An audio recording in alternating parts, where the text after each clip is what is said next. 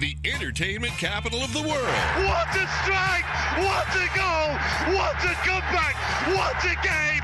There are no words to describe it! It's the TC Martin Show. Léger hors-jeu, mais cette fois-ci, il n'y en a pas pour Marco Reus. Très fort devant le but.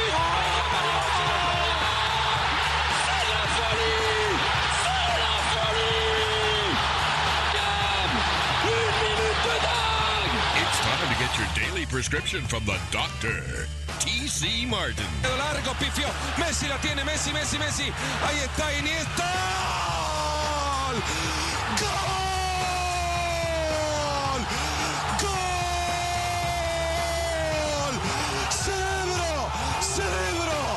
Cerebro Iniesta. The doctor is now in. How you like me now? How you like me now? How you like me now? How you like me now? Back at it on a Tuesday afternoon here. Taco Tuesday, as I like to call it.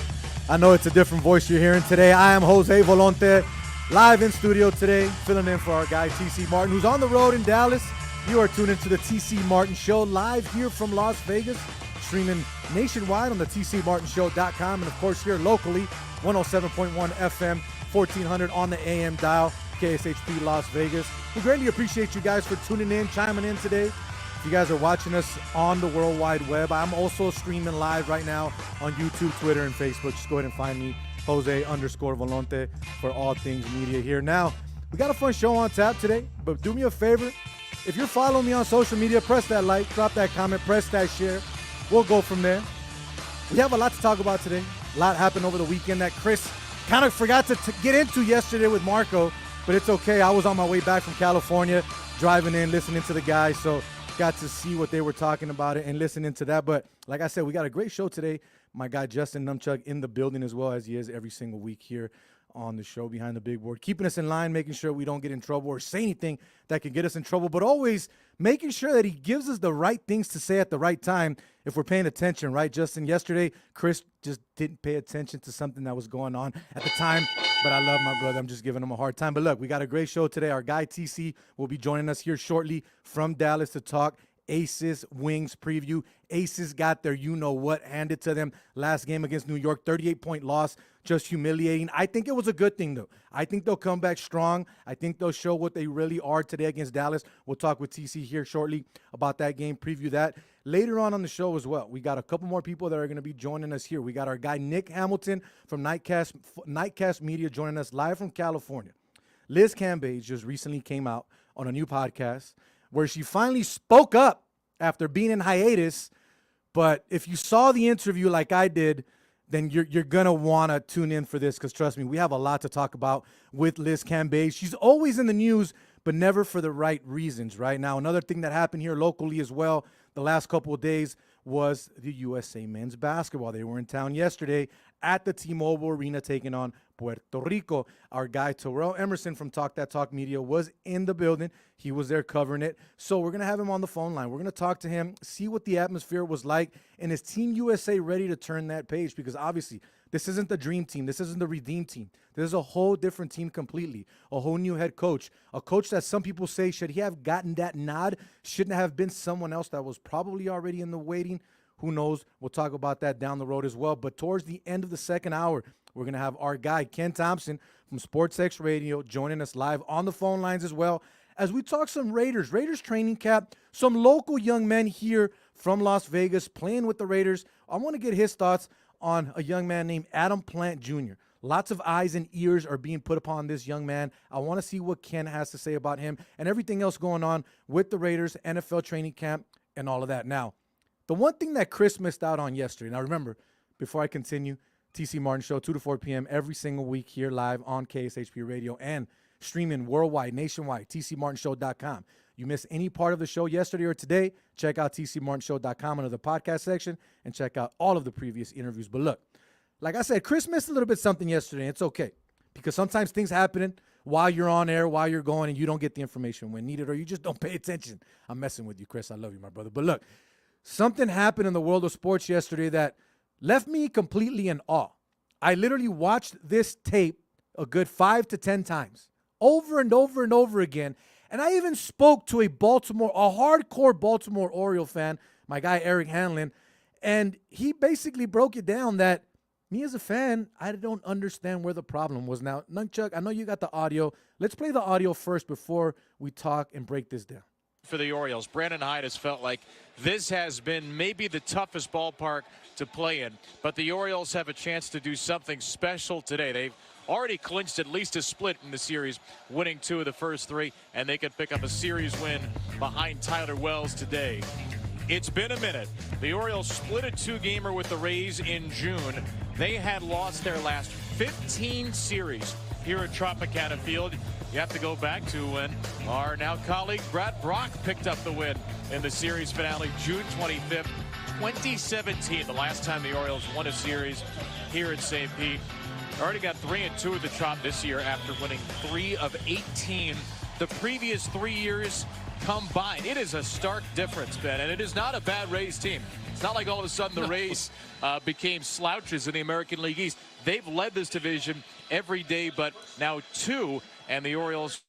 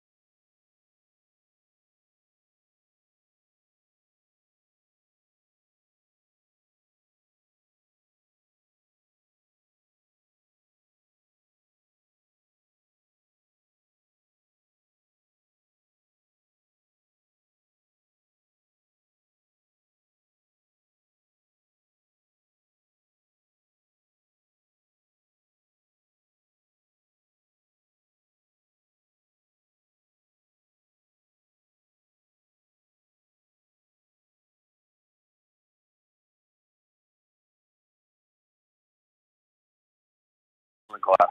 TC Martin joining us live from Arlington, Texas, here on the TC Martin Show. Aces play the Dallas Wings today, 5 p.m. tip-off from Arlington. Aces coming in as an 8.5-point favorite. Over and under is 178. Now, the one word that you did use, TC, is loose, that this team has to be loose, that they have to be comfortable, right? You also mentioned it's Asia's birthday. Now, a lot of chatter on social media and a lot of chatter just around the game in the last couple days since that defeat in New York was, were the Aces out partying? Were they out having a good time? Were they not paying attention because it's New York? I don't feed into any of that. Now, you travel with the team. You're with the team. Can you please shed some light on what it was like the night before the game? That because anybody who says that, I mean, that is such the easy narrative. How many times have we heard about teams coming into Vegas, whether it's opponents of the Golden Knights or if it's opponents of the Raiders or opponents of the Aces? Oh, they're out partying, this and that. It's ludicrous and ridiculous, and people are saying that again. There's nothing factual there. This team doesn't party. Okay, this team doesn't go out in the town. They're sequestered in their hotel. If they're eating, it's as a group in the hotel, or it's a lot of grab and go stuff.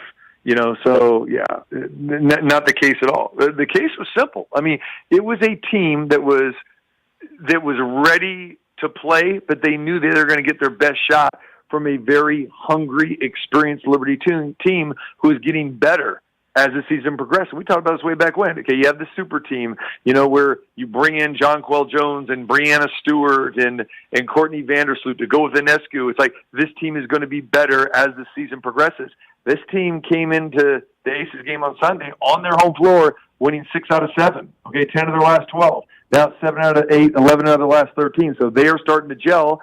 And you want a great game? Wait for the Commissioner's Cup game. It's going to be happening next Tuesday, and where the Aces will be back on their home floor, and they're going to be playing for $30,000 apiece.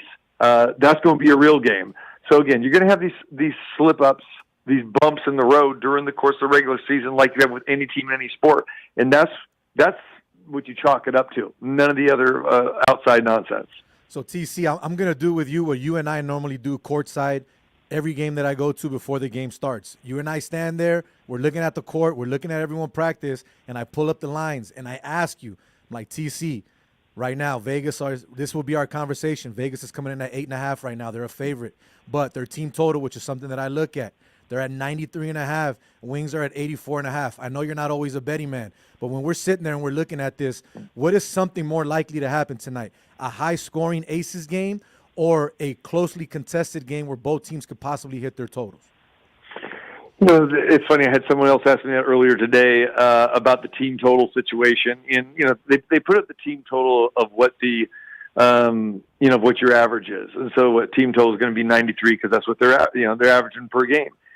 Here's the thing. It goes back to the key thing that I just said, rebounding. If the Aces get out-rebounded, they're not going to hit the team total. Okay, so when you face a team that is getting extra shots, like the Liberty did, 11 offensive rebounds to the Aces 2, well, that's going to be your story right there. So if you're going to, wager on a team total, or the total of the game, you got to think about, okay, what's going to happen? How does the game unfold? Is it a fast-paced game? Is it going to be more of a lockdown defense, type of game? Aces are going to try to run, okay? And, again, they only scored 78 points the last time they were here. But with a revenge game situation where they got up and going, they scored over 100 points against the Wings in the rematch, a week and a half later. So, to me, it all comes down to rebounding. And if they can play even on the boards, then, yeah, they could get that. But you got to remember, too, I mean, teams do not care how many points they score. So even though the Aces like to push the pace, but if they're shooting a low percentage, then they're going to take more time off the shot clock. I am not a totals bettor, as you know. I am not a team total guy because if I'm handicapping in any sport, I'm handicapping as a coach and as a player in what we're trying to do. The Aces are trying to win this game. Okay, no one wants to lay 8.5. Okay, I get that. They can cover that 8.5. No one wants to lay 440 on a money line just to win the game. Okay, that's probably the safest bet. Okay, a lot of people don't like to play teasers. Oh, because you got to, you can manipulate the line, 5 or 6 points and get this thing down to -2.5. I feel great with that. You just got to find a partner to pair up with that, to go with the teaser.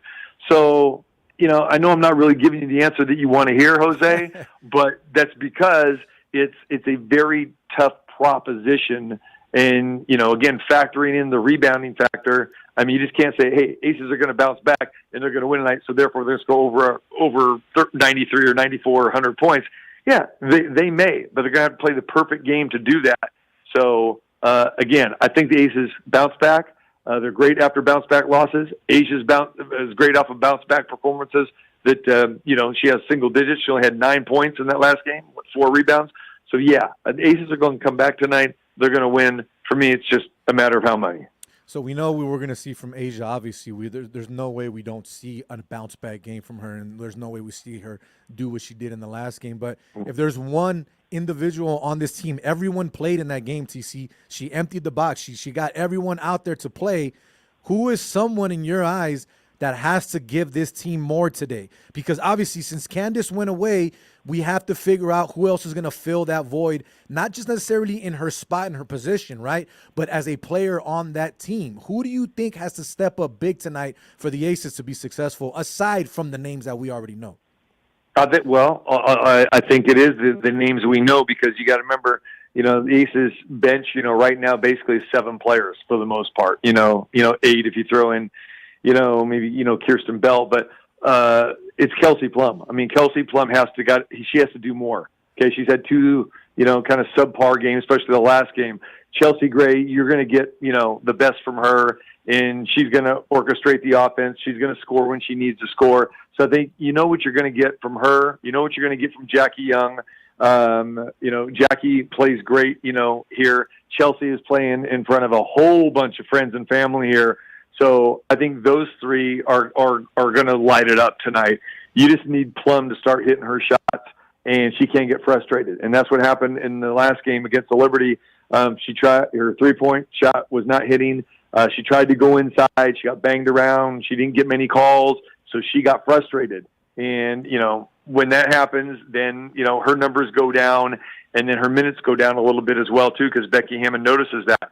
So for me, if Plum gives you, that 15, 16, 18 points plus, then the Aces are going to be in good shape, because those other 3 that I mentioned, they're going to be spot on tonight. TC Martin joining us live from Arlington. Aces take on the Wings, 5 p.m. start. Aces coming in at 8.5-point favorite. Make sure you catch TC on the radio dial with all things play-by-play. TC, I know you got to go here in a few minutes and you got to get going to the stadium, but real quick, were you able to watch any of the Liz Cambage interview by any chance? I did. Yeah, I did. I actually any quick thoughts you want to give us? That. Any quick thoughts you want to give us? Because we're about to talk about that in the next segment. Or did you want to leave that from when you get back? No, again, I'll just say this. I've always liked Liz. Liz has been one of my favorites. We've had some classic conversations, some classic interviews. Liz is real as it gets as far as her just like unloading her emotions and that sort of thing. So again, I don't want to comment too much about the situation. I'm not going to comment on anything that she had to say, regarding the Aces and her time here and this and that. But I know how much, that she genuinely enjoyed her time here, and to hear a lot of the stuff that she said in that interview that took place, it's well after the fact, it's years after the fact, that was a little bit surprising to me. I understand there were some relationships, on that team and other teams that she's been on where, she does not see eye to eye with players and certain things of that nature.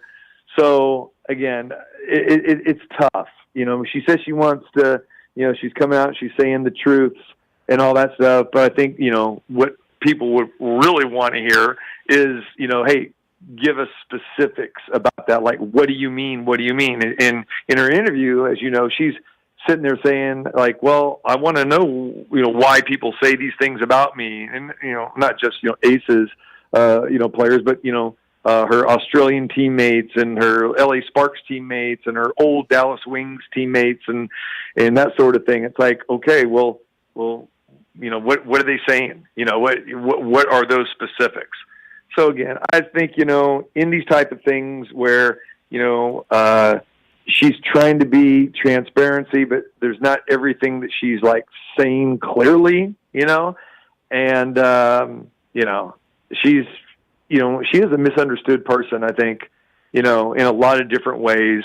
And, she has, to her own admissions, she's had some demons with her. I mean, she had told me and, maybe some other media members, she's had some demons in her closet, in her past or whatever.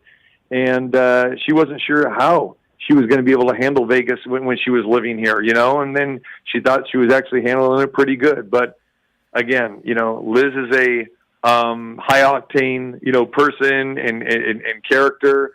And does she have a little diva side to her? Yeah, there's no question. She'll admit that. She understands that. But yeah, I just think that people can go watch that interview and they can kind of make their own conclusions, off of that. I don't know. If you watched it, I'm curious what your thoughts were.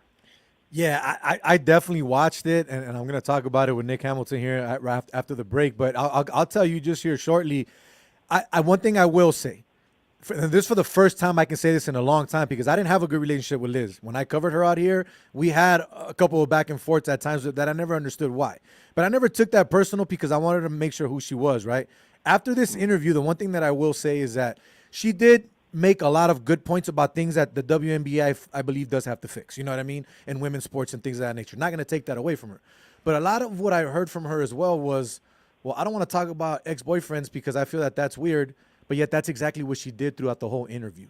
She sounded like she was going off about her previous relationships when she just said that's something that she doesn't like to do because she thinks it's weird and that people shouldn't do it. But yet that's basically what the whole 2-hour interview was about, was her going after the Sparks, going after the Aces, going after this individual. Wouldn't name people, which I understand. You don't want to name drop, but she had a lot to say without showing any facts behind it. So I'm not saying that she's lying or she's full of it or anything like that, but I wish her nothing but the best. We're going to talk a little bit more about here after the break. But TC, I appreciate you for letting me come on your show and do the show for you while you're on the road. Once again, let everybody know where they can hear you and hear the game tonight. Yeah, so like I said, pregame show at 4:30 and tip-offs at 5 right down the dial, ESPN 1100, 100.9 FM. And then, I'll be back tomorrow, back in the studio where you're at, my man. And again, I appreciate you, stepping up for me. As always, you do a fantastic job, and I love having you, do the show, man, because, again, you carry the flag very, very well, and I know you got a great show lined up today, man. So, again, mucho thanks to you and Numchuck and everybody else, and I'll be back tomorrow, and we'll recap the Aces game and talk NFL training camp and a whole lot more, brother. So, appreciate you. El Doctor TC Martin joining us live from Arlington, Texas. Have a great night tonight calling the game, and enjoy your dinner, which I know you will, my man. You got that right, brother. All right, see you later. All right, talk to you soon, my man. TC Martin joining us there on the phone lines, talking some Aces and other things. Now, look, I know you heard, you got me, I got it started with TC. We're going to talk some Liz Cambage. What I said is not everything that I have to say. Now, one thing I will say, and I have to say this clearly, anything that I say or I mentioned on this show, I want to get that clear because I kind of had an issue with some people away from the show. Nothing to do with the show in general, but just outside friends chattering, right? Anything that I say does not show any thoughts or ideas or anything that the radio station believes in or that TC believes in or the show. This is just me on a show speaking about something in the world of sports and giving you my point of view in my mind, and that's it. So please don't come at the show in a negative way. If there's anything you want to talk about, I'm not here to go at people in a negative way. I'm here to talk. Hit me up on my DMs are open. I don't block. My social medias are not private. I'm completely open. I'm not like other people or other hosts that may try to go at you or attack you or be negative towards you. I'm for all of it. I want to hear it. I want to talk to you. I want you to be able to get your point across so I can get mine as well. We may not agree upon it, but at least we both get to speak and get to be heard. Now, look, we're going to take a quick little commercial break, but after the commercial break, we're going to have our guy Nick Hamilton joining us live from California to talk some Liz Cambage and what she had to say after the break. Football season is here, and that means it's time for the Super Contest at the Westgate Las Vegas. It's the ultimate and most prestigious football handicapping contest in Las Vegas. Pick 5 NFL games against the spread each week. A $1,000 entry fee with your chance to win big cash. You can play up to 7 entries per person and have until Saturday, September 9th to register. Not only can you be the grand prize winner, but there are 11 in-season contests as well. It's the world-famous Super Contest at the Westgate Las Vegas. You like that? You like that? And if you want to play with the big boys, enter the Super Contest Gold. $5,000 entry fee in a winner-take-all format. Sign up now until September 9th in the Superbook at the Westgate Las Vegas for either the Super Contest or the Super Contest Gold and take home the big cash. Touchdown! Gambling problem? Call 1-800-522-4700. There is no better place for great food and fun than Slice of Vegas. Slice serves hand-tossed New York-style pizza, Italian pasta, and savory sandwiches. Slice is an official partner of the Las Vegas Aces and home of game day watch parties. Come to Slice and enjoy our big screen TVs, full bar, and laid-back atmosphere. Slice of Vegas, located in the shops at Mandalay Bay Place, inside the mall between the Luxor and Mandalay Bay. Come in and enjoy a slice of Vegas.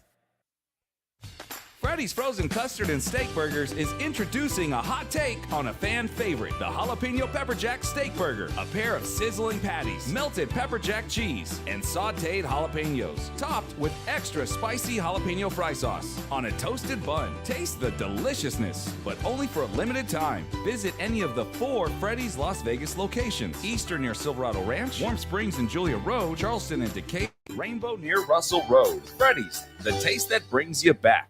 David Spade and Nikki Glazer, together exclusively in Las Vegas. You have a guy like this, whenever I take any pill, he goes, dude, give me one. I go, you don't even know what it is. He goes, dude, I got kids. Shows select weekends, April 28th through November 18th. The Venetian Theater at the Venetian Resort, Las Vegas. Say it when COVID first came out. I knew I wasn't going to die from it. But I feel the same way about like texting and driving. Like, I'm good. Get tickets now at Ticketmaster.com. Don't miss David Spade and Nikki Glazer together in Vegas.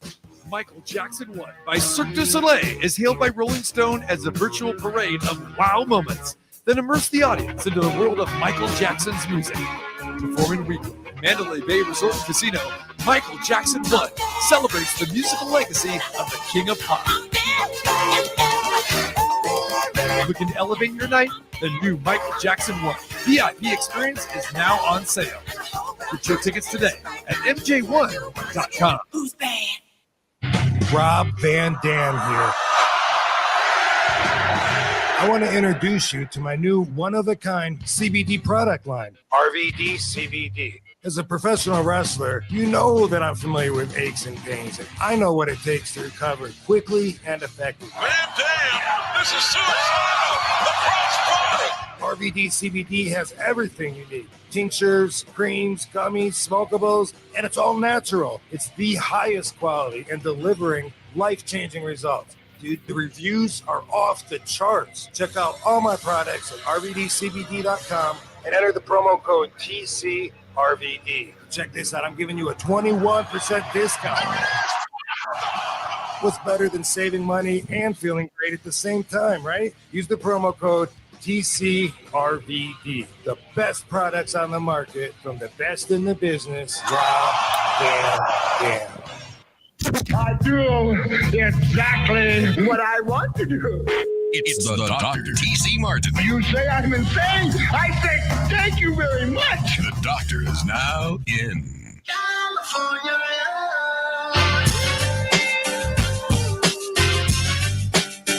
Great segue there. A little California love. We're going to have our guy, Nick Hamilton, joining us live here on the phone line, video line here shortly in just a matter of moments. Jose Volonte, You're tuning to the TC Martin Show live here from Las Vegas, KSHP 1400 AM, 107.1 on your FM dial, and streaming worldwide at the TCMartinShow.com. Don't forget TC Martin. We'll be back in the studio tomorrow after the game.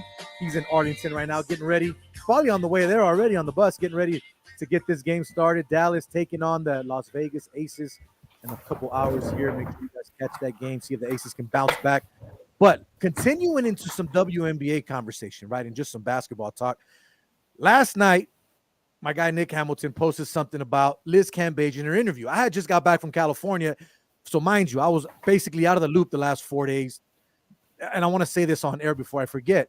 A big happy birthday to my wife, Berenice Volonte. It was her birthday yesterday. If you guys saw her pictures and out there, yes, that's what 40 looks like, and that's what sexy looks like, baby. I love you. Happy birthday. So I was in California for the weekend, so I was a bit out of the loop. But when I got back, my guy Nick posted that on Twitter, and I'm sitting there going, wait a minute, what is this? Let me look it up. I look it up. I watched the interview, seen it already twice, heard it, also looked at the reaction from everywhere else. So I had to hit him up and have him on the show because he covers the WNBA. He covers the Sparks. He's always out here in Vegas as well, covering the Aces when he gets an opportunity to cover things in Las Vegas. So we're going to go ahead and get him on the phone line now and talk a little bit about the conversation that has been going around on social media because of Liz Cambage. But Nick, my guy, thank you for joining the show. How you doing out there today? Hey, what's up, Jose? How you doing, man? I'm doing good, man. You know, hanging like a loose toenail. What can I say? Hanging like a loose toenail. Sorry, you caught me off guard with that one. But look, if you guys are watching, we are live on YouTube, Twitter, and Facebook as well. If you guys want to see what me and my man Nick look like. But Nick, I appreciate you giving us a few moments of your time. Like I said, you are out in California today, I believe so, right? You're not anywhere else in the country at the moment? No, I'm in sunny Southern California, man. You know, I got some other TV duties to do, so I got to be here for a minute. Definitely doing everything you do all over the place. But look, man, let's get right into it. You got to cover Liz with the Sparks. I got to cover Liz out here with her short time with the Aces. I had my fair share of run-ins with her, and I'm not talking bad about her at all because that's not what I'm here to do today, right? I am here to give my thoughts and my opinions based off of what I saw. But before I do so, I wanted to get your feel on the interview, on what you saw and what you heard. And do you believe that she's turned a page, or is this just the same old Liz as the media likes to portray her? Well, first of all, I mean, I got a chance also to cover her from afar while she was with the Aces as well until her departure. So I think, you know, first of all, I give Taylor Rooks a lot of credit. She did an excellent interview. I thought she did a phenomenal job, especially with the response questions that she came back with Liz, really getting in depth with the subject matters that Liz threw out there. So I'm sure that wasn't an easy interview. I mean, it was 90 minutes, but Lord knows how long it really was before all the editing. But when I watched that interview, I was like you, I watched it about a time and a half because I kind of skimmed through it the second time to try to take some notes on it. And to me, I mean, I think Liz missed her calling. I think she should be in politics because she knows how to shovel it.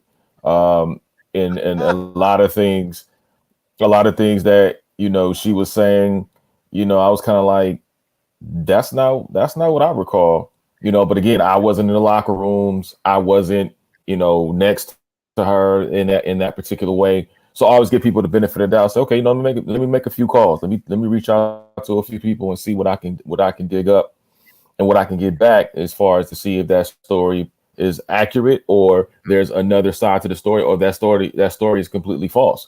And I've spoken to about 5 or 6 people on and off the record surrounding both teams and including the international team with the incident that happened with the her using a racial slur allegedly, as well as calling them some other inappropriate names and phrases. Now, the only thing I will take away from that interview that she said that was accurate, which I understand. One thing about Liz, she knows the numbers. And when it comes to the CBA and when it comes to how much players should be compensated for and why they should be compensated, especially with the whole charter flight situation that continues to be ongoing. We just saw the other day that Neko Gumake tweeted out, hey, it's a 1-year anniversary of me being stuck in the airport. And oh, lo and behold, here I am again in D.C., stuck in another airport. So that continues to be a prevalent problem that I don't see being resolved anytime soon, unfortunately. So those are the things that I took that resonated with me, that I felt were factual, that I felt were truthful when it comes to the numbers, because, again, she studied those numbers. She knows exactly. And I'm glad she clarified about the whole Becky Hammon situation. I never thought she was necessarily hating on Becky Hammon. I just thought that people kind of took some things out of context because of the timing in which she sent the tweet. Sometimes it's not what you say, sometimes it's how you deliver it. And so I think it was just the timing of it. So I believe her when it comes to when she doesn't have any hate or animosity towards Becky Hammon. She was simply just using it as an example to say, hey, how are you going to pay 4 or 5 times the amount of the players that are also play in the same league that are struggling to get to that point?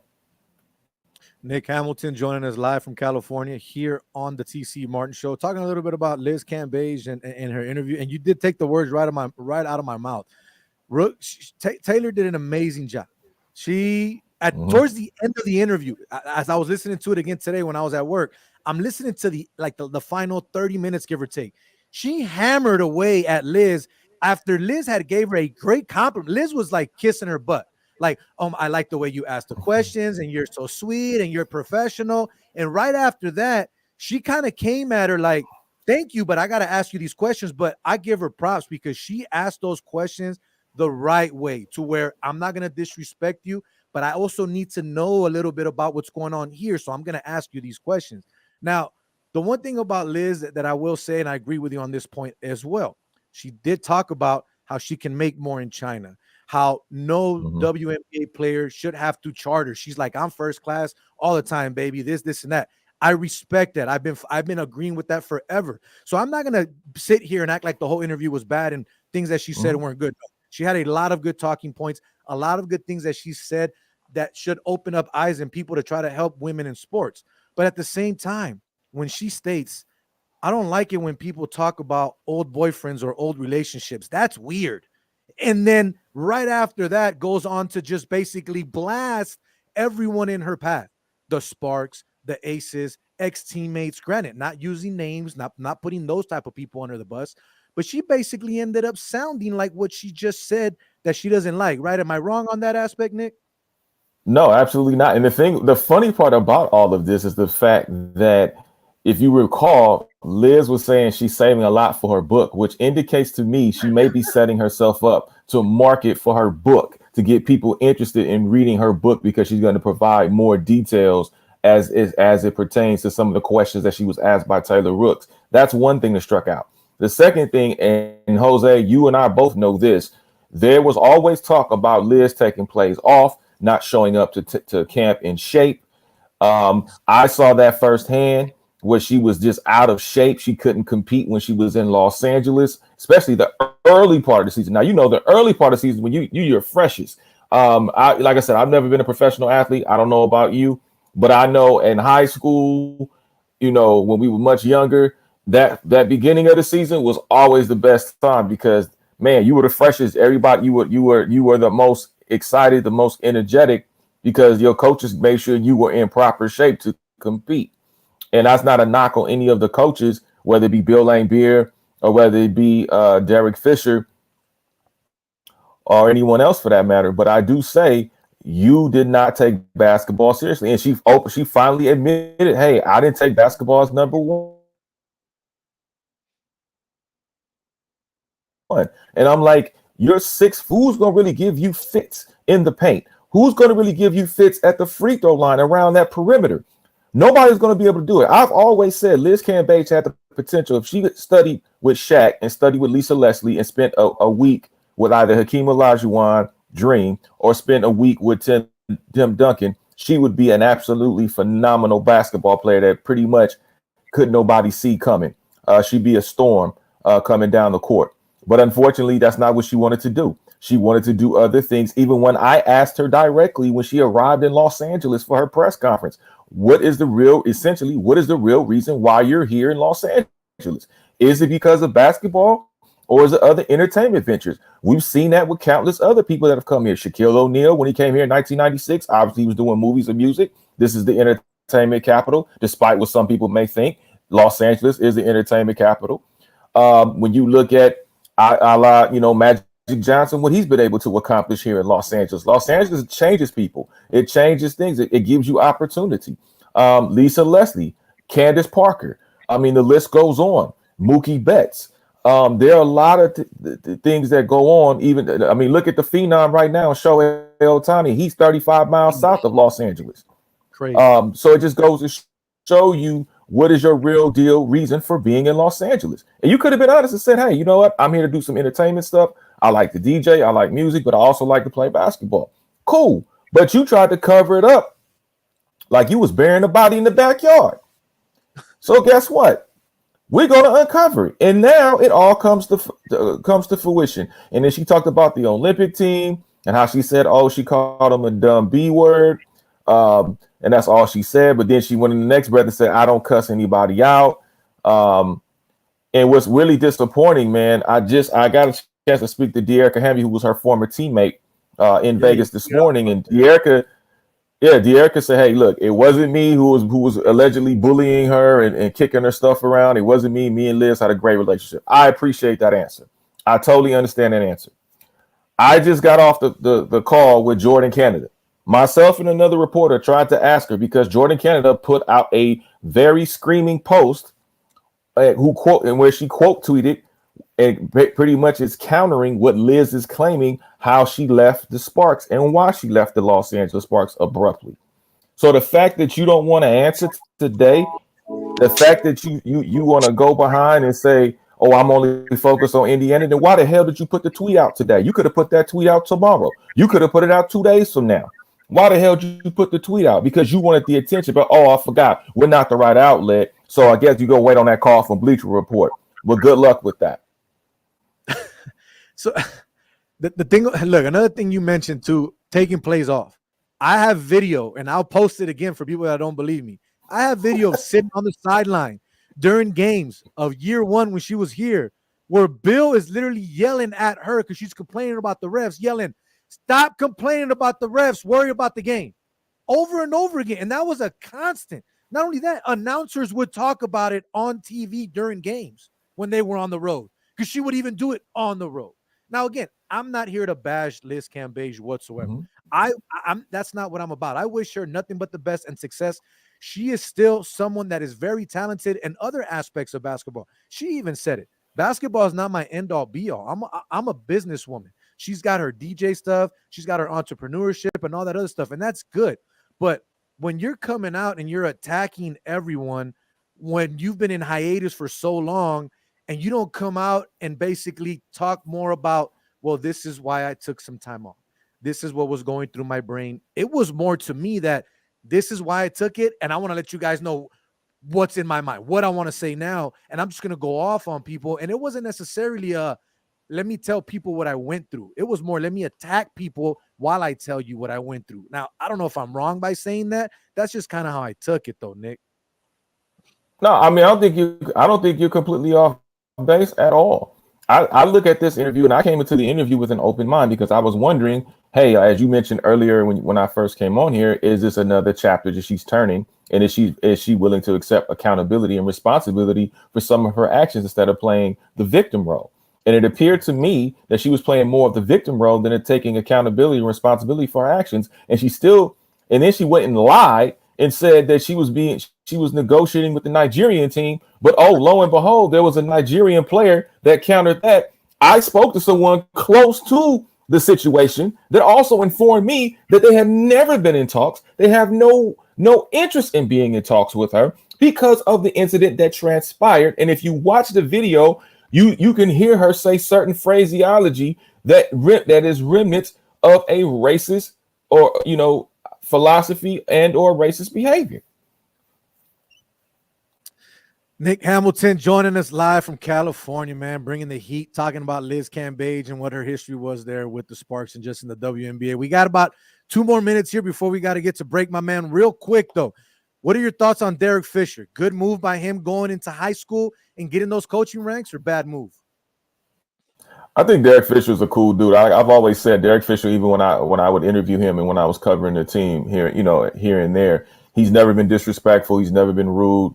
So, hey, whatever his past was, whatever went on behind the scenes, that's between him and those people.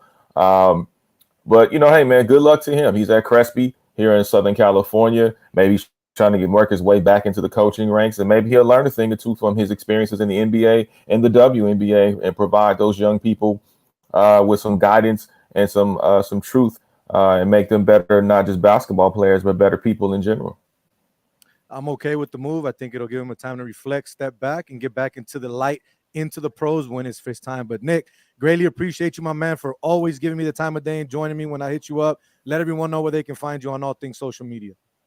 Well, hey, man, I appreciate you reaching out and having me on this fine program. You can catch me on Instagram at Nick Hamilton LA, as well as on Twitter or whatever it's called these days at Nick Hamilton 213. You can also catch me at nightcastmedia.com. That's NITECASTMEDIA.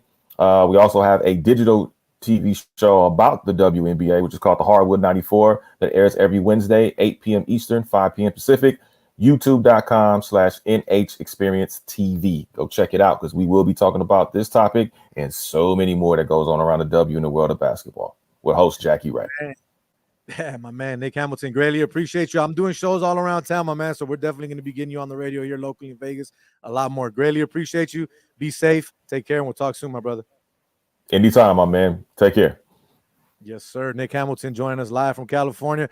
We got to take a quick commercial break here in a few moments. But the one thing that I will say once again about the whole Liz Cambage situation is that I wish her nothing but the best. I want people to understand that. I truly hope that with her book coming out, her quote unquote speaking up and opening up her mind and letting people know what truly happened, I hope she finally gets some type of closure and clarity. If I'm being honest with you, I could care less if I have to hear anything else from her, but that's just me. You know what I mean? I got nothing against women or women in sports whatsoever. Now, if we're talking about Megan Rapinoe, that's a whole other conversation. I know that was already talked about. But Jose Volonte, my guy Justin Nunchuck up in the studio. You're tuning to TC Martin Show live here on KSHP Radio, 1400 AM, 107.1 on your FM dial, and streaming worldwide on the TCMartinShow.com. But after the break, our guy Terrell Emerson from Talk That Talk Media to talk some USA basketball.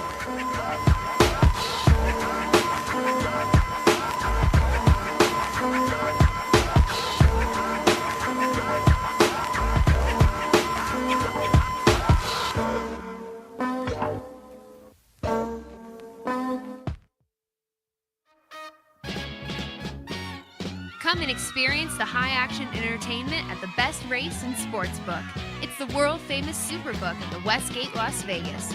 The largest in the world with 30,000 square feet of heart-racing action with 350 seats and a massive 220-foot by 18-foot 4K video wall. Experience live sporting events like nowhere else and see the TC Martin Show live every Friday from 2 to 4 p.m., where TC and his famous guests preview and handicap the weekend's action. There is no better place for all your football action than the world-famous Superbook at the Westgate, Las Vegas.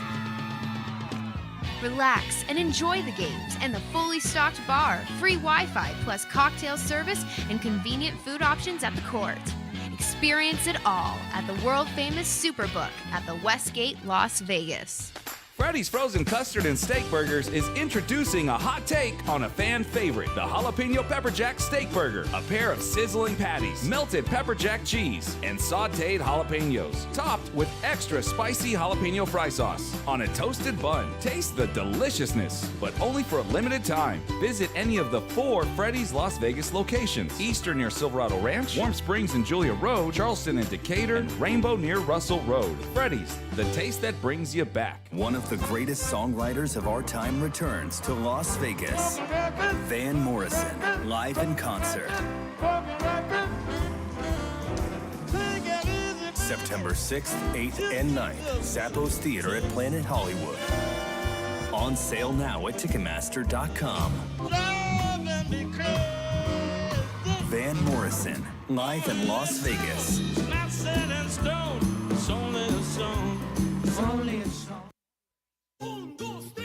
Husong's Mexican Cantina, home of the original margarita, as they invented it in 1941. And then there's the food. delicious Baja or shrimp tacos, fajitas, chimichangas, enchiladas, and more. Enjoy Husong's Boca Park for happy hour, Monday through Friday, 3 to 6 p.m. with different drink specials every month. Husong's Mexican Cantina with 2 locations, inside the Mandalay Bay Place shops and Boca Park in Summerlin. Grab some friends and come to Husong's for food, drinks, and fun. Feel like a movie? There's no better place to go watch the newest releases than the Brendan Theaters at the Palms. 14 spacious auditoriums built for comfort with digital sound and one of the only true IMAX experiences in Las Vegas. I'll be back. Alrighty then.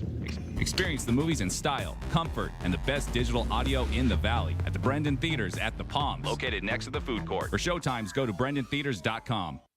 When you're having pain or discomfort, see the pros at Total Sports Medicine. Dr. Joseph Yu is one of the leading orthopedic surgeons and is the UNLV team doctor. Total Sports Medicine is your sports injury specialist with treatment for shoulders, hips, and knees, specializing in ACL and meniscus tears, shoulder injuries, collarbones, and more.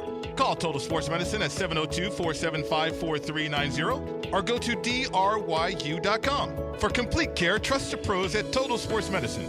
Your sports injury The specialist. T.C. Martin Show, weekday afternoons at 2 on 1400 KSHP North Las Vegas. Online at KSHP.com. The sun is shining in Las Vegas, Nevada. Hello again, everybody. This is Harry Carey. That's the most asinine marketing I've ever heard of. Live. Bryant sends one to deep left, way back. It is gone. A 3-run homer. In the entertainment capital of the world. Didn't matter what the count was. It's the T.C. Martin Show. Harper, deep center field again. See you later. Oh my, look where it hits. We've never seen one on the back wall out there. It's time to get your daily prescription from the doctor. That's the longest home run to center field we have seen in this ballpark. T.C. Martin. Way back it might be. It could be. Cubs win. Cubs win. Cubs win. Holy cow. Look at the left fielder. He hasn't moved yet. He has not won. And here come the Cubs out on the field. Boy, oh boy, that much they hit the house on the fly. The doctor is now in. Hour number 1 in the books. Jose Volonte in for TC Martin here live on the TC Martin Show. You're tuned in on KSHP Radio, 107.1 on your FM dial, 1400 on the AM dial, and of course, streaming not only nationwide, but worldwide on the tcmartinshow.com. And the reason I say that, when I was in Mexico last year for my summer vacation with the family, I jumped on the website and I heard a little bit of some doctor while I was in Mexico. So that's why it is worldwide at tcmartinshow.com. But look, remember, TC will be back here in studio tomorrow doing his thing from 2 to 4 p.m. as he does every single Monday through Friday here on the show. And remember, don't forget to come by and see the show live every Friday, 2 to 4 p.m. at the Superbook at the Westgate, Las Vegas, the world's largest sports book, home of the giant 4K video wall. You can watch the games in the comfort of a non-smoking environment, the world-famous Superbook at the Westgate, Las Vegas. And to all my football people, remember, Las Vegas' most prestigious football handicapping contest is back. Yes, the Super Contest at the Westgate, Las Vegas. Pick 5 NFL games against the spread each week for the entire season and win big in cash. A $1,000 entry fee with a chance to be the grand champion, and also 11 other ways to win with in-season contests. If you want to play with the big boys, then the big girls as well, got to give some respect there, then the Super Contest Gold is for you. $5,000 entry fee with a winner-take-all format. Deadline to sign up is Saturday, September the 9th at the Superbook at the Westgate, Las Vegas. It's the Superbook Contest and the Super Contest Gold. Remember, check out everything that has to do with those contests at the West Superbook and TC Martin live at the Westgate Superbook. Pay that man his money. Pay that man his money. I love that movie. You can never go wrong with that movie. But look, we got another guest that we're going to put on the show here just in a matter of moments. But a lot of things happened over the weekend, right? One of them happened in Dallas. There was a game that was in the midst of a 4-2 score with the greatest player in the history of the planet in Lionel Messi playing for Miami FC in Dallas against Dallas FC. Messi got the game off to a miraculous start, 1-0 score. Quick ping, pong, pow pass from Joseph Martinez once again. That combination there has just been amazing to watch. What he's meant for that young man and the growth for him in the last 4 games to be able to play side by side with a legend like Messi. But after that 1-0 score, it all went downhill after that. 4-2. Then we get an own goal from Miami. Then after that, you get an own goal right after by FC Dallas. And I'm sitting there going, there's no way we're watching this all over again. My wife goes, what are you talking about? Remember the first game that we watched? She's like, yeah. I'm like, I have a feeling something else is bound to happen. Sure enough, Messi gets fouled at the top in extra time. Top right of the box, there's a foul. I look over. We're in the hotel room. My sister-in-law is there. My brother-in-law, my wife are watching the game. I told my wife, you see this? What did I just tell you? She's like, what are you talking about? Top right corner. It's not left. First game was left corner. I told her, watch. I bet you whatever you want. Back rubs for the rest of the year, you're going to owe me. Foot rubs. That he is going to score and tie the game. I swear to you, I turned around, didn't even look. I just heard the goal. She's looking at me laughing. She couldn't believe it. Then we go into penalties. We know what happens there. Miami scores their 5. Messi scores the first one. It's all over. But before we move on, the one thing that I need to talk about that people aren't talking about more than anything is the fact that it's not just Messi. Yes, Messi now has 7 goals in his first 4 MLS games, even though they're not just all against MLS opponents. It has been a League Cup, so he's been playing against La Liga MX. But the fact that you have Sergio Busquets, now Jordi Alba, playing alongside with Messi after what they did in Barcelona. You have these guys coming back after retirement for Jordi and Sergio.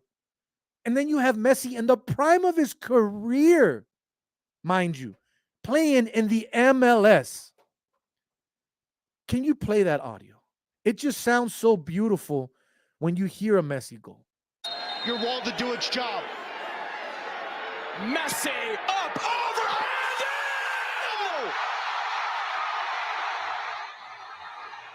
Sensational from Lionel Messi again. 4-4. That was the call live on Sunday night. That was the call heard round the world. Thanks to Apple TV, because that's the only place you could watch these freaking games. But you know what?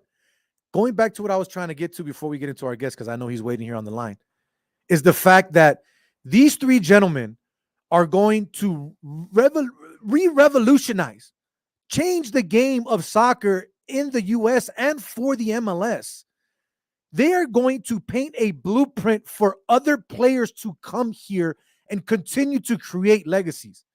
Mark my words. I said before he got here that he was going to end up in Miami with the MLS when he was barely leaving Barcelona the first time around, and it happened. He is going to create something here with Sergio Busquets and Jordi Alba that has never been seen before. Hats off to David Beckham and for the MLS, Apple, and everyone that was involved in getting this guy here. The MLS is in great hands moving forward for the future. But another thing that happened over the weekend, it happened here in Las Vegas, Justin. It was last night. Team USA basketball taking on Puerto Rico at T-Mobile. To get you guys a glimpse of what's to come with this team right now. We had our guy, Justin. Justin's behind me. I'm in front of me. I'm over here spacing out. We had our guy, Terrell Emerson, a good friend of mine in the media. The guy's everywhere. He literally covers everything. UNLV sports, Raiders, WNBA, boxing. The guy is everywhere. From Talk That Talk Media. Welcome to the show. Greatly appreciate you giving us a few moments of your time, my man. How you doing out there today? I appreciate you guys for having me. I'm doing good. So you were at the game yesterday. You were there to cover it. before we talk about the game itself and what you saw from some of the players and what we can all expect as basketball fans of Team USA, what was the atmosphere like at the arena, taking away your media? You sitting there taking it in as a fan and looking around. How was the overall atmosphere at T-Mobile last night? It looks the way it typically does whenever professional basketball players fall into that arena. I saw a lot of purple and gold. I saw a lot of Lakers jerseys. The energy is always there for these scrimmages. I think the biggest energy from the court or from the game, before the game rather, came from the court. And that's usually what happens during these scrimmages. These guys be so juiced up to play against some other people that are not wearing red, white, and blue. So a lot of the energy early in the game or early in the arena prior to the game, I think I was there 45 minutes prior to start. A lot of that energy came from the group themselves. So that's definitely a testament to their youth. So you heading into that game, going out there to cover it, what you were expecting to get from it, did you get that on Monday night? I did, good and bad. I feel like whenever these scrimmages happen, I think you kind of understand that there's gonna be a lull. There's gonna be a slow period, and when that slow period happens, it usually varies, but more often than not, it happens early in the game, and that's exactly what we saw. We saw some starters that were very, very passive, and that's usually what happens. It's almost an all-star team essentially. You're going to get a lot of extra passes. You're going to get some turnovers. That's kind of what we saw. But on the flip side of that, we did see the team get it together by the second half. We saw them, I believe they won the third quarter 34-18. So it kind of gives you an idea of what they were able to kind of get clicking on both ends of the floor. Terrell Emerson from Talk That Talk Media joining us live here on the TC Martin Show. He was live in attendance yesterday covering the basketball. It was an exhibition, right, between Puerto Rico and USA yesterday. Now, out of all the players that are there, it's being talked about now, well, this isn't your typical star-studded team per se, if that makes sense. Like, there's superstars on this team. Let's not take that away from any of the guys that are on here. But a lot of people say that it's missing that big name, right? That it's not your typical dream team. It's not your redeemed team. But shouldn't we always look at every year or every new Team USA squad or roster in a different light and then not always try to look at what they did previously? I absolutely agree with you. And more importantly, the team agrees with you. I talked to Anthony Edwards, I believe, on day one of training camp, and he said, I don't even know what happened in 2019. I'm not worried about the past. We're worried about writing our legacy. We're worried about what's in front of us. What happened in the past doesn't matter, good or bad. I also think what people need to kind of put into perspective is Grant Hill said it, Steve Kerr said it. The purpose of this particular roster in terms of their building it was to look for youth. It was to not only look for this year, it was to look for future FIBA World Cups. It was to look for down the road at future Olympic runs. If you look at the average age of guy on this roster, I think it might be under the age of 24. It may be right at 24. I think you have one guy, maybe two guys that are 28 years old. You're going to get guys that have already played in the Team USA levels together, not at the national level, but on the way up, whether it's the under 16, whether it's the under 18, whatever the case may be. These guys know each other very, very well. And what's going to continue and what's going to be beautiful about that is it's going to continue. And that's the purpose of this roster. I think what people should really do and put into perspective, I think people should look at this roster maybe 3, 4, 5 years down the line, and then we'll realize how stacked this roster really is. So Steve Kerr's praised Jalen Brunson a lot. I know a lot of people are going to say, did you not see what he's already done playing in the league? But do you think this could be his coming out party? And I know that's a weird statement to say, right? Because he's already proven himself in the league. But would you say that this can basically be something where he can just show out and show off a lot more, and not necessarily his talents, right? But his leadership and his ability to lead a team, and especially a team of this caliber? And I kind of think that what you just said, it's not that it's a weird question, because where you took it is kind of where I was going to go. The biggest thing, the biggest feather in his cap is going to be if this team wins. If this team wins, he's going to be the leader.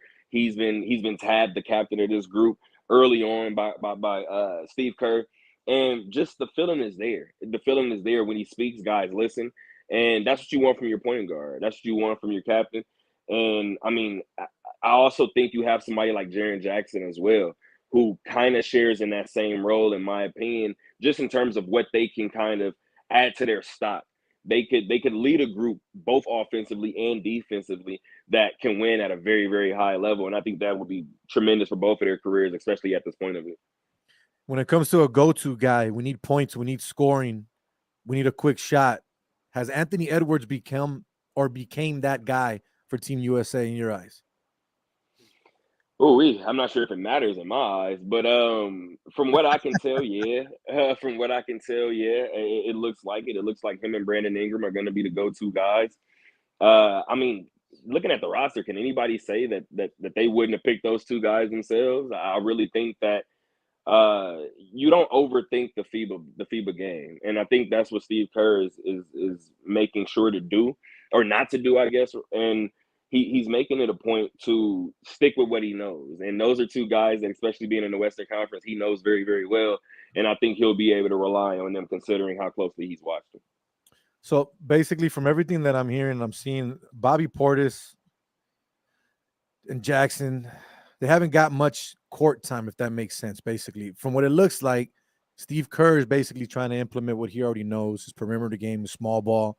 So do you think we're going to be looking at more of a smaller lineup when it's all said and done, when game time actually matters, from Steve Kerr, just based off of his history and his career with the Golden State Warriors? I think the opponent is going to matter. The opponent is going to matter. I don't want to say the most, but the opponent is going to matter a great deal. As far as Jaren Jackson, Jaren was in some foul trouble last night. So that kind of skews the numbers a little bit. Steve Kerr did talk about Paolo Banchero logging some minutes at 5, and he talked about just in the FIBA game having a 5 that can take the ball off the rim on one end and take it the full length of the floor, a la Draymond Green. That's kind of what he didn't mention Draymond Green by name, but he mentioned the 5 that can kind of push the floor. He mentioned that kind of role for Paolo. So with that being said, I do not think that you keep the defensive player of the year off the floor late in games unless he's in foul trouble or unless you're down in the game. So with that being said, I think we're going to get – and keep in mind too, this lineup isn't necessarily like small, if that makes sense. Like, yeah, they may not have all the weight to it in the world, right? But if you look along that front court, there's some long arms. There's Brandon Ingram in that front court. There's Mikal Bridges in that front court as well. So I think Steve Kerr will figure out the right combination with this group. What are your thoughts on Austin Reeves being a part of this team, and what aside from the fanfare, which we already know he's a huge fan favorite in just basketball scenes in general, what does he bring to this team in your eyes? Exactly that. He brings energy. I believe I actually tweeted it last night. He got checked into the game, and they were still announcing his name, and he hit that corner 3, and the building erupted. I mean, he got the loudest pop during roster player introductions, and I think that's going to follow him. I really do. I think that's going to follow him. And the funny thing was, the game ended as well with a Bobby chant. And I think those guys having Bobby Portis being, I feel like those guys being such fan favorites, it's going to add more juice to this group. And I kind of just described the way that they were 45 minutes before the game. This group, any added energy, any added juice is going to help this team. Austin Reeves is only interested in getting in. Uh-oh. I think we lost Terrell.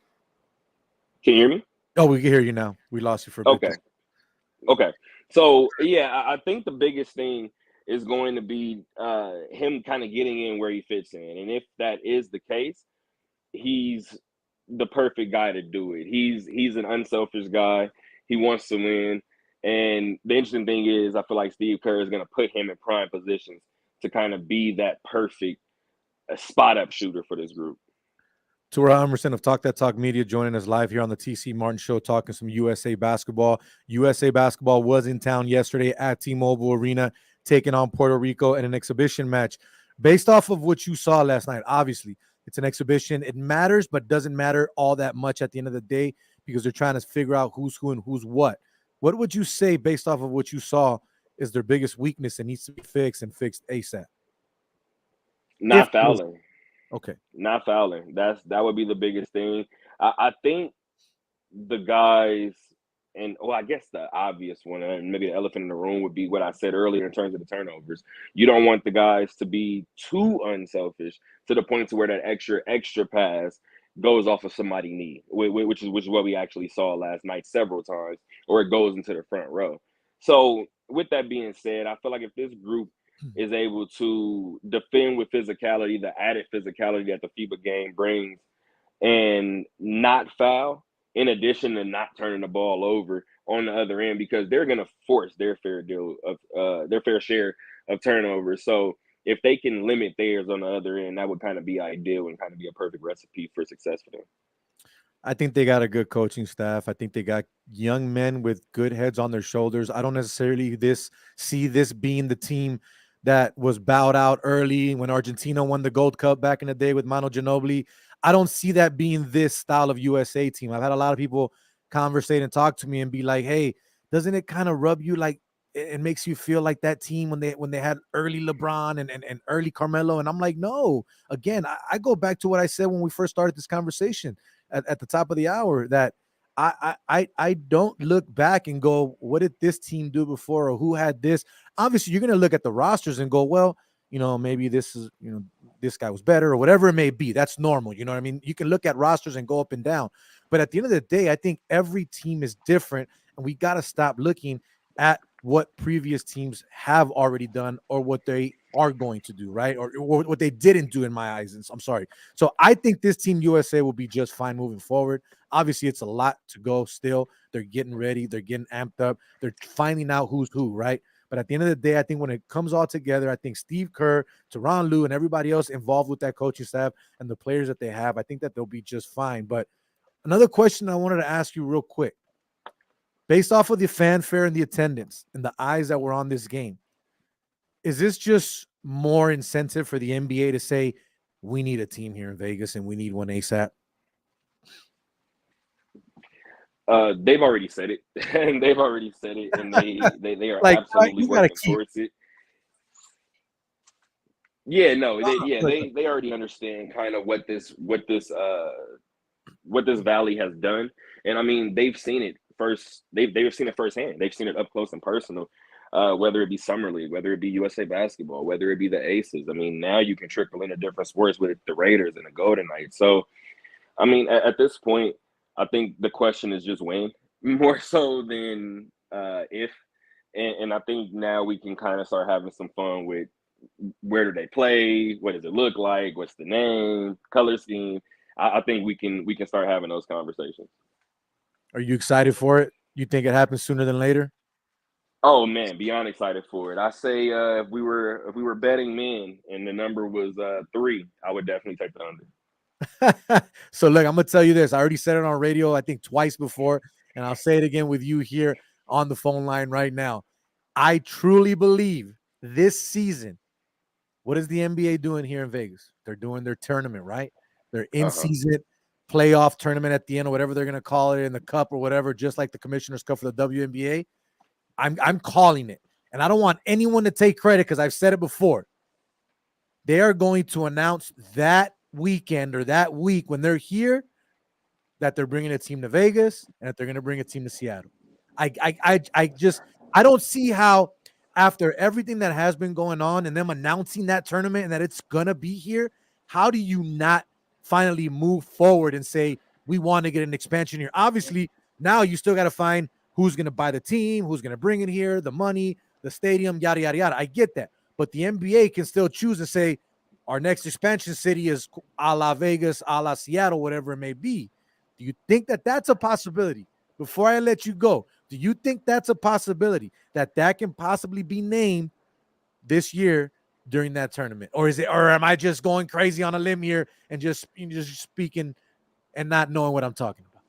I'm going to be honest with you. This has been a conversation for a couple of years now at this point. So I feel like my head is a little twistedly like wrapped around this. Only reason why is because I felt like they announced it already. I really did.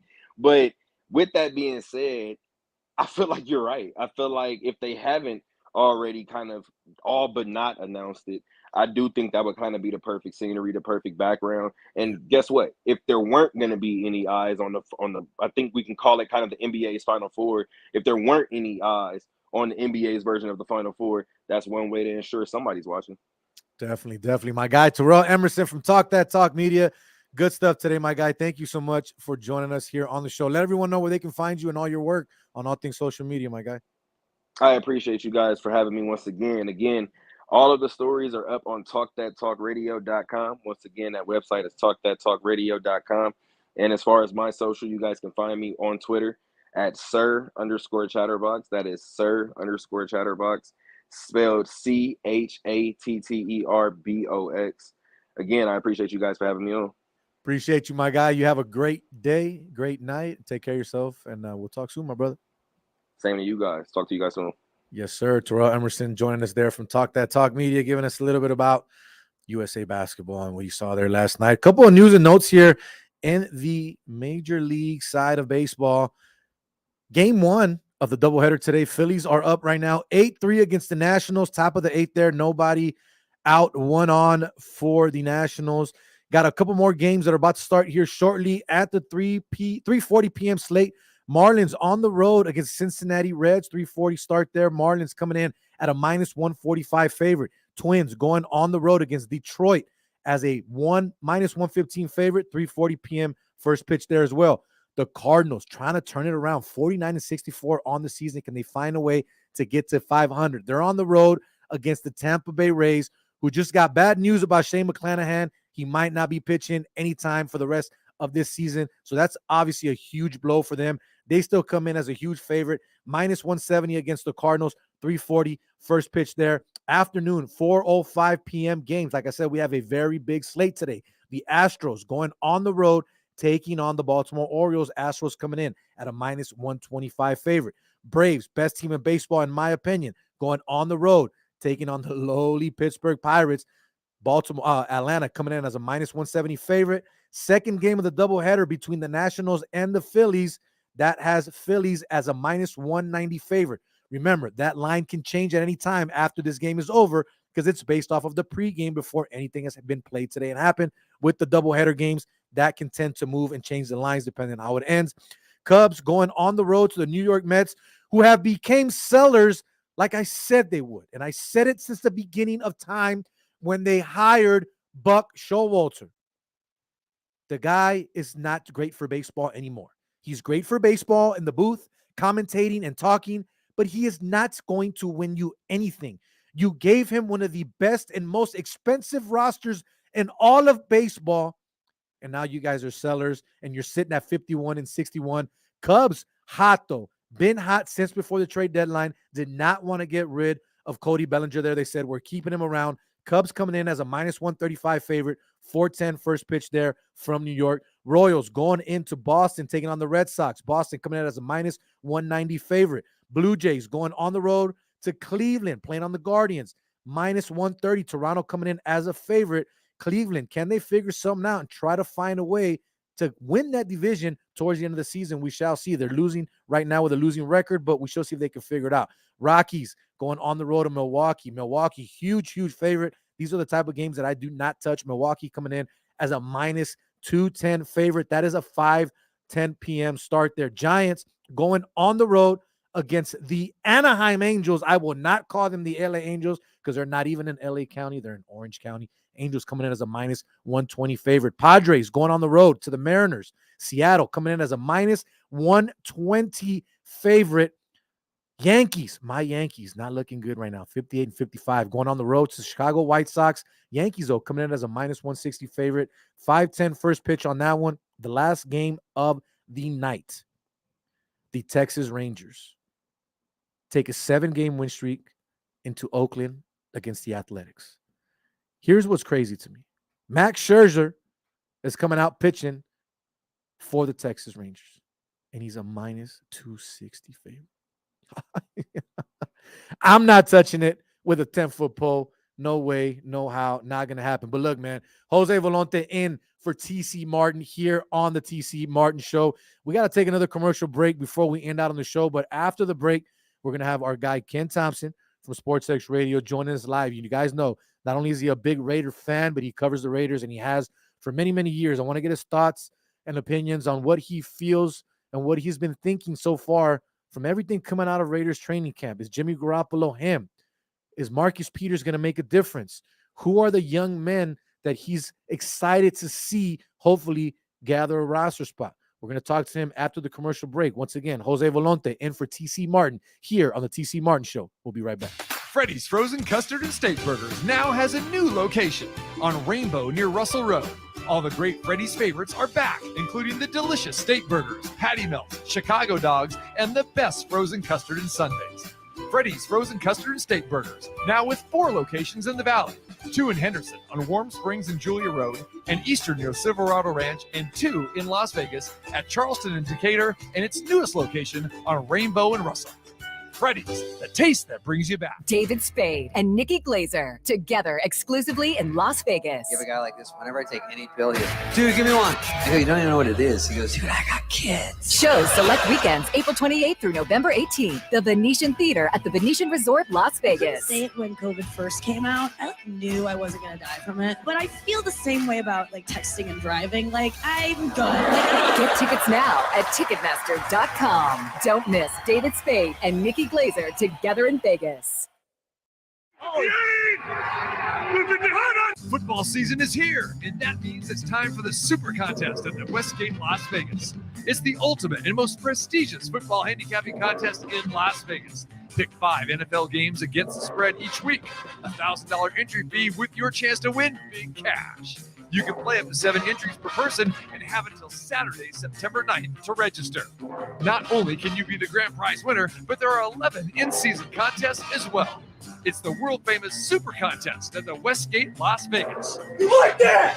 You like that? And if you want to play with the big boys, enter the Super Contest Gold. $5,000 entry fee and a winner-take-all format.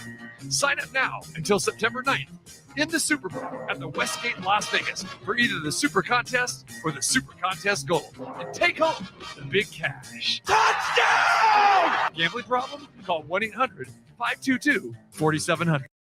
There is no better place for great food and fun than Slice of Vegas. Slice serves hand-tossed New York-style pizza, Italian pasta, and savory sandwiches. Slice is an official partner of the Las Vegas Aces and home of game day watch parties. Come to Slice and enjoy our big screen TVs, full bar, and laid-back atmosphere. Slice of Vegas, located in the shops at Mandalay Bay Place, inside the mall between the Luxor and Mandalay Bay. Come in and enjoy a slice of Vegas. Michael Jackson 1 by Cirque du Soleil is hailed by Rolling Stone as a virtual parade of wow moments that immerse the audience into the world of Michael Jackson's music. Performing weekly at Mandalay Bay Resort and Casino, Michael Jackson 1 celebrates the musical legacy of the King of Pop. Looking to elevate your night? The new Michael Jackson 1 VIP experience is now on sale. Get your tickets today at mj1.com. Who's bad? One of the greatest songwriters of our time returns to Las Vegas. Van Morrison, live in concert. September 6th, 8th, and 9th, Zappos Theater at Planet Hollywood. On sale now at Ticketmaster.com. Van Morrison, live in Las Vegas. Not set in stone, it's only a song. Only a song. TC Martin. I'm ready to go in, Coach. Just give me a chance. The doctor is now in.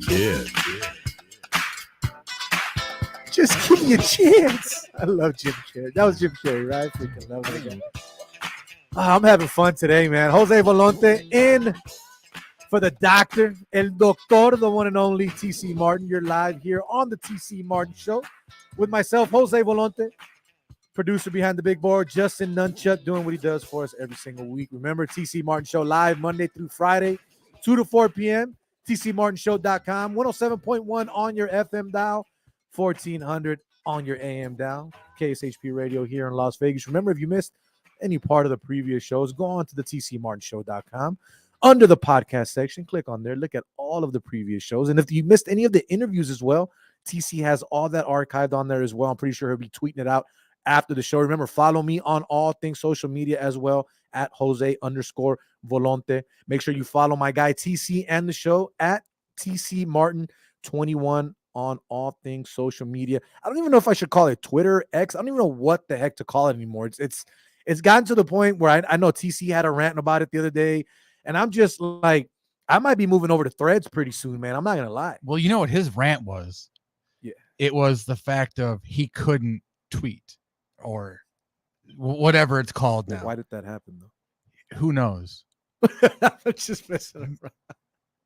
I was just giving TC too many issues with too many steaks that he was eating and he got a Yeah. headache or what? He was blinded by all the food in front people of at him? Twitter are like, you know what, dude? You got way too many Too much food food. pics. Just you're done. No more tweeting for TC on X because it's no longer Twitter. As that no, it sounds bad. No tweeting on X. I didn't mean it that way, so don't take it the wrong way, people. But look, before we get our next guest on the phone line here, we're gonna have our guy Ken Thompson on the phone line talking all things Raiders. If you know him, he's on the radio dial down the road. Sports X Radio every Monday through Friday, 8 to 10 p.m. Great stuff there. I fill in for him pretty much almost every Monday now. It seems like I'm always there. It's the Jose V takeover with my guy Mark Hoke. But another thing that happened over the weekend that I feel is not getting talked about enough and talked about in a positive light was the Paul versus Diaz fight. A lot of people say it's a spectacle, it's a show, it's a circus, it shouldn't be in boxing. Stephen A. Smith came out and basically said Paul is bad for the sport of boxing and just combat sports in general. Now, is he Stephen A? First of all, Stephen A., I'm sick and tired of anything and everything that comes out of his mouth because he is no longer the character that was Stephen A. I truly believe that everything that he's saying now, it's all about clout, clicks, and likes. Who's going to like me? Who's going to click me? Who's going to share me? Who's going to talk about me? Because if I don't get these ratings and I don't get these eyes and these ears on my product, ESPN might go another way and I don't want to get fired. So I got to say something that is going to spark controversy and something that is going to ruffle feathers. First of all, I don't like Stephen A. in boxing in general. I don't know why ESPN can't find a true boxing historian to cover these type of matches. You also throw him in with combat sports and MMA and things of that nature. The guy has no idea what he is talking about. He is someone that is pretty much anyone in the real world. Let me go ahead and grab Google, grab YouTube, and let me find something. Let me look and let me figure out what it is I'm going to talk about tonight and act like I know this because the producers are paying me for it. With all due respect, Jake Paul is probably one of the best, if not the best things to happen to the sport of boxing and combat sports as a whole. And here's why I say that. Because you don't hear Stephen A. talking about this. You don't hear anyone else talking about this. And what I mean is, look at all your old school favorite fighters. Anderson Silva was one of my favorite. You look at Nate Diaz. You saw what just happened there, right? He's an all-time favorite. He fought Tyron Woodley twice, which if you're an MMA fan, he was a huge crowd favorite. I love Tyron Woodley. He also fought Ben Askren, which was an MMAer. Obviously not the biggest name in general, but he got big because of what happened with Jorge Masvidal. But the one thing that's being overshadowed and it's not being talked about is the fact that Jake Paul, whether it's a circus or not, he's giving these fighters the biggest paydays of their career. Whether you want to say that it's fixed or not, Paul is training with real legit boxers, real legit boxing trainers that are nowhere hiding. They're all there and available for interviews if you want to talk to them. None of them have hidden. None of them are fake. They're all there to prove that he is all about the business. The guy's not just a YouTuber and a TikToker and a guy from Disney Channel anymore. He figured out how to use his platform for the right reasons, which a lot of superstars, whether you're an athlete or just a superstar in general, can't seem to figure out how to use their platform for all the right reasons. He's made Amanda Serrano, a women boxing champion for years, finally get eyes on her and money in her pocket, which she has not been able to do in her whole illustrious career. She's one of the best pound-for-pound GOATs next to Clarissa Shields. So the fact that everyone wants to drag Jake Paul through the mud based off of him being a YouTuber, based off of him being a social media superstar, and saying that the circuses and the people that he's fighting aren't real fighters. Think of the money that he is creating and the revenue and the lives that he's feeding and the people that he's helping. He is showing you that there are some things that might be wrong with MMA. There might be some things wrong in UFC, or maybe some things that need to be looked upon in a different light. So remember, before you go out there and try to drag a guy's name in the mud because you just don't like him or his persona, I don't like the guy. But I also give credit where credit is due, and I speak facts when the facts are there. He has given these fighters their biggest paydays of their careers. They never even sniffed 10% of that in their MMA career. So don't give me that he's bad for the sport of boxing or combat sports, because financially, the numbers say otherwise. But moving on from that, we got our guy Ken Thompson, Kane T, on the phone lines, getting ready to talk some Raiders here with us. My brother, how are you doing out there today? Thank you for joining us. It is a great day, Jose, man. Just shooting a little hoops and ran into Shaq again, man. So was cool. So got him lined up for Sports X Radio tonight, man. Look at this guy. Oh, you're always running into people. You're always bragging about it. Always got pictures and tweets and look who I met today and look who I ran into. But no, I'm just messing with you, man. That's good. You got to get all these people on the show, though, right? That's the biggest thing at the end of the day. Yeah, no, you know what? I will say this, man, about Diesel, man. He's like the humblest guy, man. It's so cool, man, because like everybody and their mother wants to get a picture with him. Or he never shuns anybody. I mean, if he's got to do something, he's got to do something. But he is the most gracious person with his time. And doesn't discriminate. He's just a beautiful soul, man. So, KT, obviously a lot of storylines out of Raiders training camp this year. And even before the training camp fully got underway, right? Obviously, you got Jimmy Garoppolo. We saw the noise, the conversations before he got here, when he got here. The noise about him being hurt. Is he going to be able to play? Did they make the wrong decisions? We see the move they made in the offseason, bringing in now Marcus Peters, a guy that is basically coming in stating, I've always been a Raider. I've always wanted to be a Raider, and I'm finally here. And then you have young guys that are in camp that probably didn't get the biggest notoriety in college, but are locally here, like Adam Plant Jr., where they're being talked about big time. Chandler Jones, and we'll start with that. So Chandler Jones was actually interviewed about a week ago, and at the end of the interview, they asked him, KT, if you had to name one young player right now that people have to look out for, that you say is going to make an impact right away, who would that be? He said Adam Plant Jr. Didn't hesitate, didn't even take a breath. He said that right off the bat. What have you seen from the young man, and what have you heard so far from camp from him at Raiders?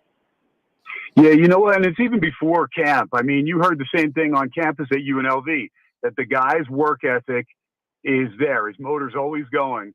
And you know what? Sometimes it's not easy to get up for a team that may be struggling, because UNLV last year got off to a great start. We all thought for sure they're going to make a bowl game. Yeah. And then even when they struggled down the stretch, you know what?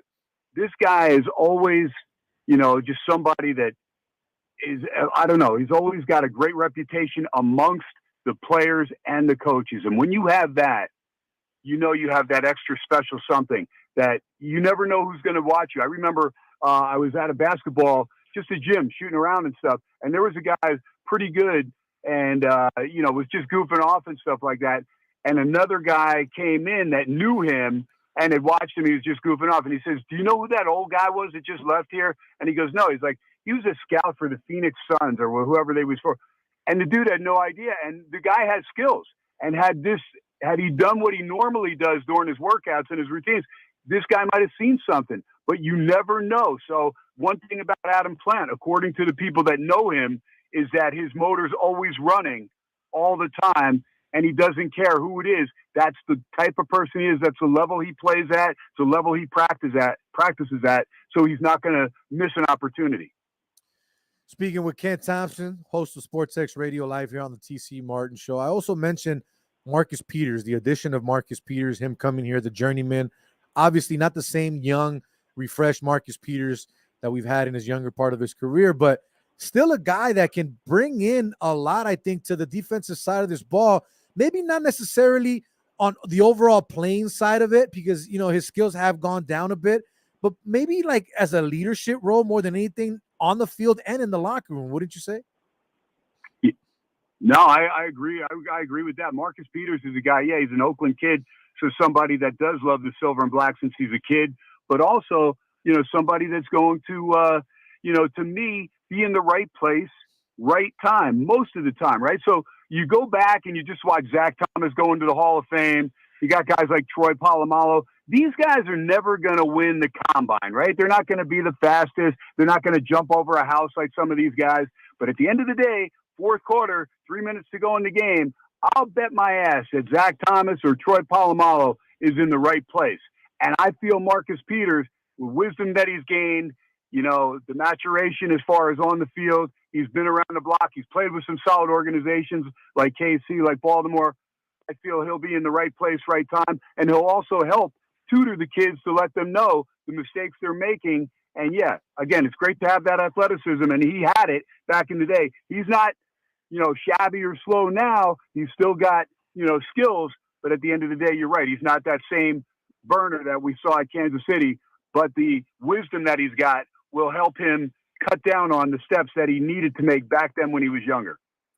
Raiders taking on the San Francisco Giants here live on Sunday from Allegiant Stadium, 1 p.m. kickoff, I believe. I will be at that game as a fan, not covering the game. I'll be watching as a fan. Buddy of mine taking me to watch that game. But we normally don't see too much of the starters, and we haven't really seen too much of the starters in general in the past seasons when it comes to these preseason games. KT, do you expect to see, or have you heard anything about Jimmy Garoppolo playing much, if any, coming this Sunday on their first preseason game?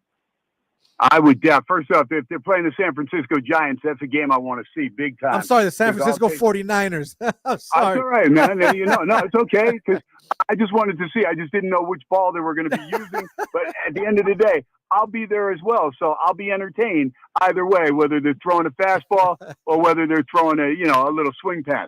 But no, just having fun with you. But at the end of the day, I don't expect to see Garoppolo there. Now, he's only missed one practice. So, but coming off the foot injury, you know, and it's somebody, if he didn't have a track record of somebody that was not able to get through a season unscathed most of the times in his career, then maybe you throw him out there just to get a little rust off. But I think you wait and you make sure you nurse him through camp, get him through, let him pick up the speed, you know, that he needs to as far as in there during the drills and even some of the scrimmages maybe when you go head-to-head in scrimmage. But other than that, you're not going to see him on the field. I'll be shocked if you see him on the field for a preseason game. KT, I said this on your show a couple of weeks ago, and I mentioned that I truly believe, and I'm not saying that he is the savior or he's going to be better than Derek Carr or any of this, but hear me out here. I truly believe that Jimmy Garoppolo got the greatest gift that he could have gotten as a quarterback. And the reason I say that, if he is truly 100% healthy this season, and we can make him and see him go through a full regular season, playoffs, who knows what happens, or even if they don't make the playoffs. So make a full 17-game season, right? I truly believe that the fact that he got his old coach, his old offensive coordinator, a guy that helped groom him in New England, got him to learn everything that he did with Tom Brady. And now you have him as your head coach. But not only that, you are in a position where you are wanted. The general manager wanted him there. The head coach wanted him there. When he was with the San Francisco 49ers at the end, with all due respect, they didn't want him there anymore. They had already told him, we're moving on from you, but we want you to be our backup just in case if the guy we're moving on doesn't work out or gets hurt. So he no longer was wanted. And what I mean by that, I think that all of that coming together, he's wanted. He's with a coach that he knows, that knows him, that knows his playing style. And here's the kicker. You have weapons on the offensive side of the ball that I don't believe he's had in a very long time as a quarterback. Now, obviously, we need to see what's going to happen with Josh Jacobs. If Josh Jacobs doesn't come back and doesn't get signed, that's going to be huge. Obviously, we know that. But let's say he comes back and all those things are in place, KT. What else could he have asked for in a starting quarterback position? Yeah, but I'm not saying he didn't have weapons. You got to be kidding me with Deebo Samuel and Kittle, and you got weapons in San Francisco for sure. And what I like about San Francisco's offense, as opposed to what I've seen from the Raiders, and I don't care if it's Coach McDaniels or Gruden or whoever it is, San Francisco's always got moving pieces, right? I like that. I like deception. If I have skill position players, I want guys in motion all the time. What are they, tired? These guys are in the greatest shape ever. I want to see somebody in motion, right? Because if I got a quarterback back there by himself and I got nobody in motion, that lets me know one thing if it's Jimmy Garoppolo. He's throwing the football because he's sure as hell not running, right? Nope. With Derek Carr, how many times was he back in the backfield by himself? Nobody in motion. I don't like it. I see Shanahan's offense. I see Deebo Samuel in motion. I see other guys in motion. I see, deception there. So this way you don't know. Is it a fake? Is it somebody coming around for an end around for, you have no idea. That's what I want to see. Some creativity from the Raiders. And I have not seen that. And with Garoppolo coming off the foot injury, and again, a guy whose track record is not somebody that has been unscathed throughout his career, you've got to have deception because the odds of him running, and he's a spot runner. Jimmy Garoppolo is not slow, but neither was Derek Carr. But what did the Raiders never do? They never got Carr outside the pocket off the get-go. Twice it happened, one game in London against the Bears a few years ago, both plays. One was a gain of 9, roll out, throw to the tight end. The other one, gain of 8, roll out, gain of 8, take the handoff, bootleg. I love that. It's deception. Why can't you even do that? Even if you don't throw it, you get the quarterback outside the tackle box. He can run and slide. Nobody can hit him in the head. He can throw the ball into the freaking crowd, and nobody's going to be able to, touch him as long as he gets it to the line of scrimmage. That's it. That's why Mahomes and Kansas City's offense is so effective. He's not the fastest guy, but he's a guy that takes advantage of the rules that are catered to the quarterback. Get outside the tackle box one way or the other. Keep the defense honest. Yes, you still want to drop back in the pocket, but if you do it every time and you're playing the Chargers, well, welcome to Joey Bosa and Khalil Mack because they're going to be in your backfield, throughout the day. And that's what's different with the Raiders offense. They need to mix things up. They have some weapons. Again, we don't know, basically if Jacoby Myers is going to be 100%. We know Devontae Adams is one of the top 3 receivers in the game. And he may be the best receiver in the game. We know Hunter Renfrow was all pro 2 years ago, but he missed 8 games last year. We know Darren Waller was all pro 2 years ago, but he's gone. He missed 7 games. So the trio of Adams, Renfrow, and Waller, which you got for Derek Carr, never materialized. You only had a few games where all 3 of those guys were on the field together and with Josh Jacobs. So Jacobs became the workhorse. Adams became the workhorse as far as receiving, and you never got to see it all. So now we're going the New England way. So now it's do or die with the New England way because we got an offensive coordinator from New England and a general manager from New England. Now that offensive coordinator is our head coach. So he's going all in with New England. You got 11 guys, I guess, on the roster that have Patriot ties to them. So now it's better work. You're running out of time. You cannot lose 10 games by 1 score. It's got to change. Last year, Minnesota won 8 or 9 games by 1 score. So it can change. You just got to win the majority of those games. If they did that last year, they'd have been a playoff team. They didn't, and they lost 3 games where they led by 17 or more. Unacceptable. Only 5 times in their 60-year history had they ever lost games that they led by 17 or more. 5 times. They did it 3 times last year. So if they change that stuff, yes, there's enough talent on this roster. Why? Because the defense is unknown. You've got guys like Jerry Tillery and Bilal Nichols in the inside of Crosby and Chandler Jones. And let's face it, love Chandler Jones. 2 years ago in Arizona, he was a beast. Last year, he was a dud. He had 2 good games. That's it. I mean, he had the return on the play at the end of the game against New England, so we remember that great highlight reel. But other than that, he had a 3-sack game. Other than that, he was non-existent. Max Crosby brings it every game. Follow that guy's work ethic. Follow that guy's ever-ready bunny attitude, and you got an opportunity. Because what are the Raiders always last in? Sacks and turnovers, getting takeaways. They need to pick up on both of those, and then the ceiling's high. They should be able to go over the 6.5. But until I see it, until I know Garoppolo is going to be healthy, I can't buy into it yet. I'm hoping that he stays healthy because your backup is a 15-year journeyman that also knows the system, but is not going to get out of trouble. It's going to make some smart, heady plays, but at the end of the day, they'll be up against it if they got to go with Hoyer. Our guy Ken Thompson bringing the heat, talking Raiders. KT, greatly appreciate you, my guy. We're against the clock. Thank you so much for joining us here on the show and talking some Raiders. Let everyone know where they can find you and your show. There you go. SportsX Radio, man. Just follow me. KDawn, 101.5 FM, Monday through Friday, 8 to 10. And that may change by the end of the month time-wise. So just keep it there. But Shaquille O'Neal should be there at the top of the show tonight at around 10 after 8. Jose, always appreciate you. You're a professional. And TC Martin and everybody over there at K-Shop, because that's where KT started out years ago. And I love that station. Love you, my brother. We'll talk soon. Have a great night. Remember, don't text and drive. Don't drink and drive. We'll talk to you soon, my brother. You got it. God bless you guys. You and keep Numchuck out of trouble, for the love of God. I'll try. Numchuck's like, no, it's not going to happen.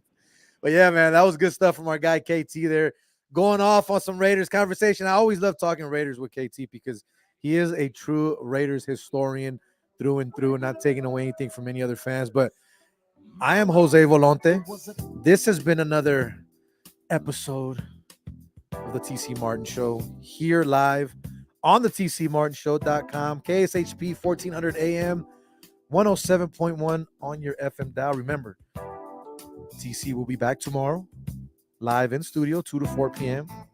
And don't forget to catch him live at the Westgate Superbook every single Friday, 2 to 4 p.m. That book's amazing. I had fun there last time I did the show.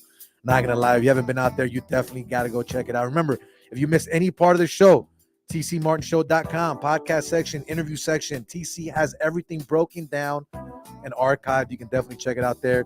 Big shout out to my guy, Nick Hamilton from Nightcast Media, for joining us, talking some Liz Cambage. Make sure you guys follow him. Great stuff. Great follow. My guy, Terrell Emerson from Talk That Talk Media, TC Martin, and of course, once again, Ken Thompson. I got a lot of things in the works, man. A lot of things I'm working on, trying to get back. Never going to stop. Never going to end. I just keep having fun, man. But remember, Las Vegas is the city that never sleeps. It's a city that always has something going on at the end of the day, at the end of the night, even in the middle of the night. Find something to get into. But whatever it is that you get into, remember, don't get into any trouble. Learn from everybody. Learn from your differences. Don't be like everybody else. Don't hate each other. Love one another. And remember, if I see you and you don't know me, it's all good, man. Give me a high five and say what's up. I'll say what's up right back. Till then, Jose Volonte. I'll be back when you hear me on the mic. We are out. Peace.